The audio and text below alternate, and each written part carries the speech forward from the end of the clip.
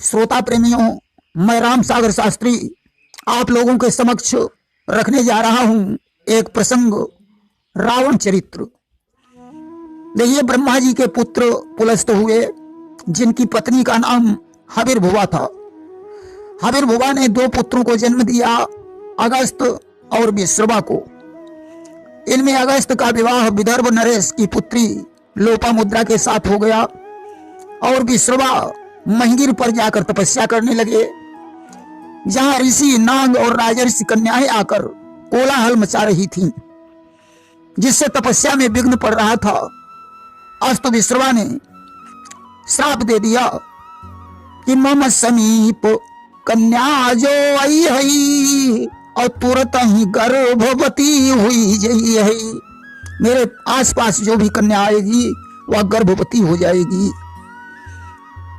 उन कन्याओं में तृणबिंदु और अलम्बुसा अप्सरा से उत्पन्न कन्या, जिसका नाम इडविडा था, जिसे भरद्वाज ने गोद लिया था। इडविडा का दूसरा नाम देववर्णिनी भी था। उस कन्या ने विश्रवा के वचनों पर कोई ध्यान नहीं दिया। आज श्राप के कारण वह गर्भवती हो गई। भरद्वाज ने विश्रवा के साथ उसका विवाह कर दिया, जिससे एक पुत्र का जन्म हुआ, जिसे कुबेर कहा जाता है। कि एक पुत्र जब ते ही उपजावा और जग में नाम कुबेर कहावा। कुबेर पर ब्रह्मा ने प्रसन्न होकर उन्हें लोकपाल बना दिया। कुबेर ने त्रिकूटाचल पर लंका बसाई। ऐसा माना जाता है कि एक बार पार्वती जी के आग्रह पर भगवान शंकर ने त्रिकूटाचल पर एक स्वर्ण महल बनवाया। विश्रवा ने गृह प्रवेश करवाया और आचार्य दक्षिणा में वह महल मांग लिया और कुबेर को प्रदान कर दिया। वहीं ऐसा भी कहा जाता है कि जब भगवान शंकर ने स्वर्ण महल बनवाया तो उन्होंने गृह प्रवेश में सभी देवताओं को आमंत्रित किया। सभी ने महल की प्रशंसा की, परंतु ब्रह्मा जी खामोश बैठे रहे। पार्वती जी ने ब्रह्मा से खामोशी का कारण पूछा तो उन्होंने बताया, देवी, तुम्हारे इस महल पर शनि की कुदृष्टि है, जिससे ये महल जलकर ध्वस्त हो सकता है। पार्वती ने शनि को मनाने के लिए भगवान शंकर को भेजा और कहा, अगर शनिदेव नहीं मानते हैं तो आप वहीं से डमरू बजा देना, फिर शनि की दृष्टि से महल क्यों जले, मैं स्वयं उसमें आग लगा दूंगी। भगवान शंकर शनिदेव के पास पहुंचे। शनि ने कहा, प्रभु, आपके महल पर मैं कुदृष्टि कैसे डाल सकता हूं? अब आप आ ही गए हो तो डमरू बजाकर अपना नृत्य दिखा दीजिए। भगवान शंकर मस्त होकर डमरू बजाकर नाचने लगे। अब तो ज्यों डमरू बजा, पार्वती जी ने महल में आग लगा दी। महल जलकर राख हो गया। आज तो लंका का निर्माण शिव ने नहीं बल्कि स्वयं ब्रह्मा जी ने करवाया था। देखिए, एक बार ब्रह्मा जी ने दैत्यों से पहले समुद्र में कुछ जल जंतुओं को उत्पन्न किया और कहा, जो दैत्य इन जंतुओं का रक्षण करेगा उसे राक्षस, और जो इनका यक्षण करेगा उसे यक्ष कहा जाएगा। साथ ही साथ उन्होंने समुद्र के मध्य में त्रिकूटाचल पर विश्वकर्मा के द्वारा एक सुंदर भवन बनवा दिया और कहा, यक्ष और राक्षसों में जो बलवान योद्धा होगा वही लंका का राज्य करेगा। इसके बाद हेति और पहेति नाम के दो असुर उत्पन्न हुए, जिनमें प्रहेति तो तपस्या करने के लिए चला गया और हेति ने भया के साथ अपना विवाह कर लिया। भया से एक पुत्र का जन्म हुआ, जिसका नाम विद्युत केश था। विद्युत केश के पुत्र का नाम सुकेश हुआ और सुकेश के 3 पुत्र हुए, माल्यवान, माली और सुमाली। अब तो इन तीनों ने ब्रह्मा जी की घनघोर तपस्या की और वरदान मांगा कि हम लोगों की आपस में एकता बनी रहे। ब्रह्मा जी ने एवं मस्तु कह दिया। उन्होंने विश्वकर्मा से रहने का ठिकाना पूछा तो उन्होंने लंका का पता बता दिया। आज तो त्रिकूटाचल पर्वत पर उन्होंने लंका बसाई और तीनों लोग वहां रहने लगे। माल्यवान के 7 पुत्र हुए, माली ने 4 पुत्रों को जन्म दिया। सुमाली के 10 पुत्र और कैकसी नाम की एक कन्या उत्पन्न हुई। अब तो सभी मिलकर अत्याचार करने लगे कि करने लगे सब अत्याचार और जगमा व्याप्य हाहाकार। अब तो संसार में हाहाकार मच गया। एक दिन की बात है, माली को सेनापति बनाकर उन्होंने इंद्रपुरी पर चढ़ाई कर दी। माली भगवान विष्णु के हाथों से मारा गया। अब तो शेष राक्षसों को लेकर सुमाली पाताल लोक को भाग गया। लंका खाली हो गई। मैदानव ने लंका का बड़ी कारीगरी से जीर्णोद्धार किया, परंतु इंद्र ने वहां कुबेर सहित 1 करोड़ यक्षों को बसा दिया। लंका स्वर्ण और मणियों से जटित थी, जिसके आगे स्वर्ग की सुंदरता भी फीकी पड़ जाती थी। सज्जनों, उधर राक्षसों ने शुक्राचार्य से उपाय पूछा तो उन्होंने कहा कि अब तो ब्राह्मण पुत्र ही सहायता कर सकता है। और तब ही सुमाली चाल चलाई और इसी समीप कैकसी पठाई। तब सुमाली ने विश्वा के पास कैकसी को भेजा। आंधी चल रही थी, बिजली चमक रही थी। कैकसी ने जाकर विश्वा पर अपने रूप का जाल बिछाया और विवाह कर लिया। आज उसने जबरदस्ती संसर्ग किया।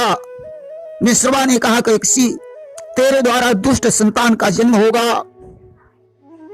और सबसे छोट तोर सुत होई और धर्मवान जग हुई है सोई। तेरा सबसे छोटा पुत्र धर्मात्मा होगा। धीरे धीरे कैकसी से 3 पुत्रों का जन्म हुआ, रावण, कुंभकर्ण और विभीषण। बाद में कुंभिनी और शूर्पणखा का जन्म हुआ। खरदूषण, इनकी पत्नी राका और पुष्पोत्कटा के पुत्र थे।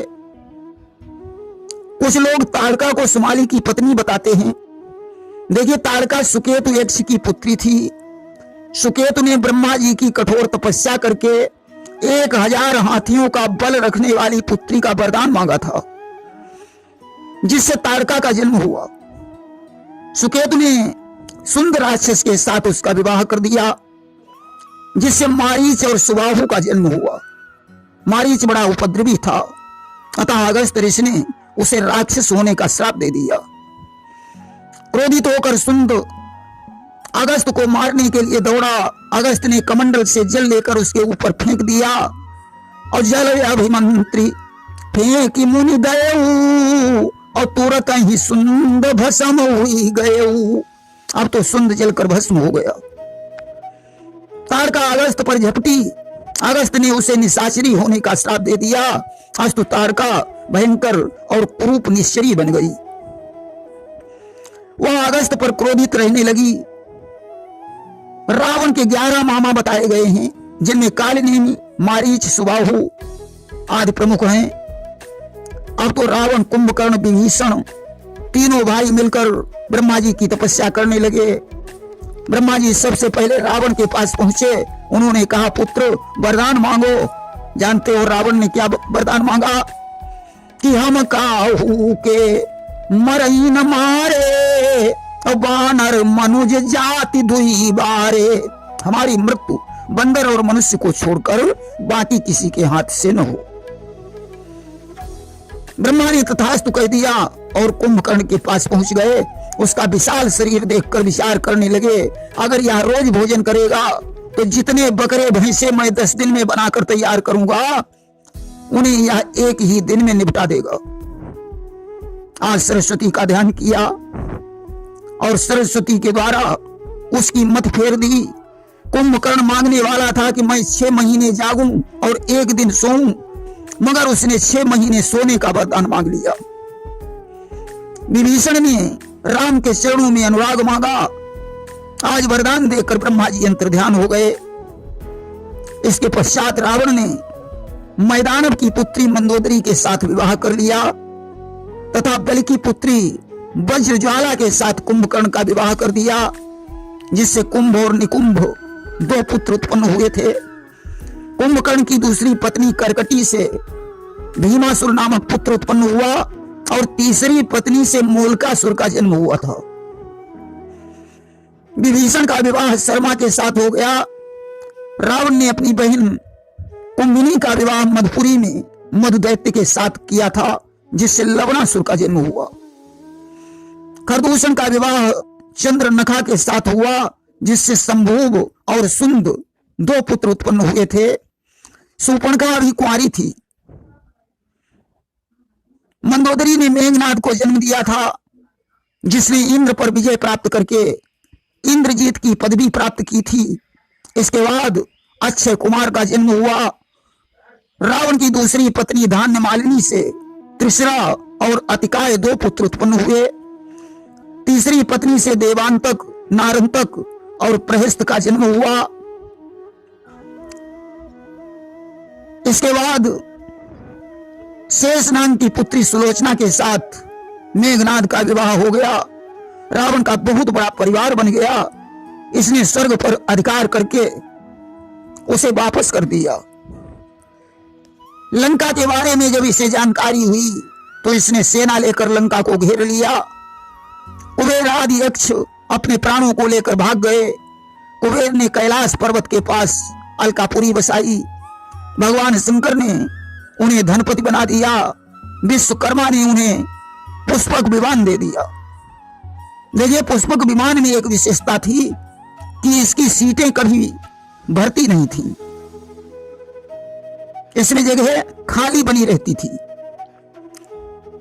अस्त, सूर्य और छाया की पुत्री भद्रा से कुबेर का विवाह हो गया, जिससे नल और कुबर दो पुत्र उत्पन्न हुए। ब्रह्मा अप्सरा के साथ उनका विवाह हो गया। अब रावण ने ब्रह्मा जी की तपस्या करके नाग कुंड में अमृत बसा लिया। वहीं एक अप्सरा ब्रह्मा और रावण के बीच की बातें सुन रही थी। ब्रह्मा ने उसे राक्षसी होने का श्राप दे दिया। रावण ने उसे लंका की पहरेदारी के लिए नियुक्त कर लिया, जिसका नाम लंकिनी पड़ा।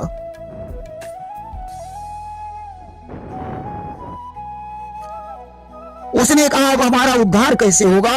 तो ब्रह्मा जी बोले, जिस दिन हनुमान जी आकर तुम्हारे मुक्का मारेंगे तभी तुम्हारा उद्धार हो जाएगा। एक बार की बात है, रावण ने कुबेर की अलकापुरी पर चढ़ाई कर दी और पुष्पक विमान छीन लाया। अब तो रावण के नहीं पड़े जमी पर पैर, चढ़ विमान करनी चला सरवन वन की सैर। आज सैर करते हुए रावण कैलाश पर्वत के निकट पहुंचा और खेल ही खेल में उसने कैलाश पर्वत को उठा लिया। अब तो ज्यों कैलाश हिला, सती जी ने शिव से पूछा, प्रभु कैलाश क्यों हिल रहा है? भगवान शंकर ने कहा, प्रिय, मेरा भक्त रावण उसे उठा रहा है। अब तो सती जी को क्रोध आ गया और उन्होंने रावण को राक्षस कहलाने का श्राप दे दिया।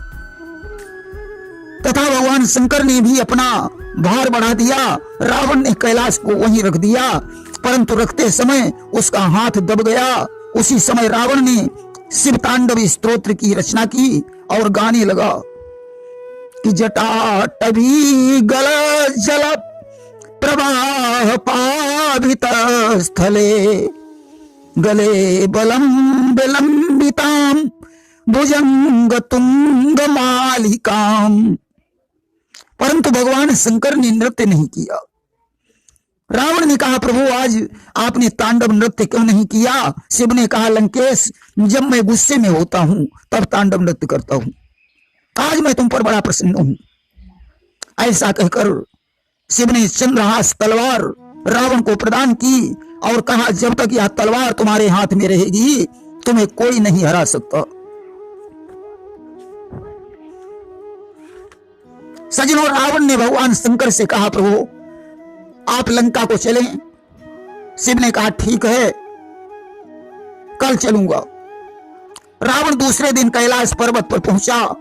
शिव ने उसे शिवलिंग प्रदान की और कहा, इसे रास्ते में मत रखना, अन्यथा मैं वहीं स्थापित हो जाऊंगा।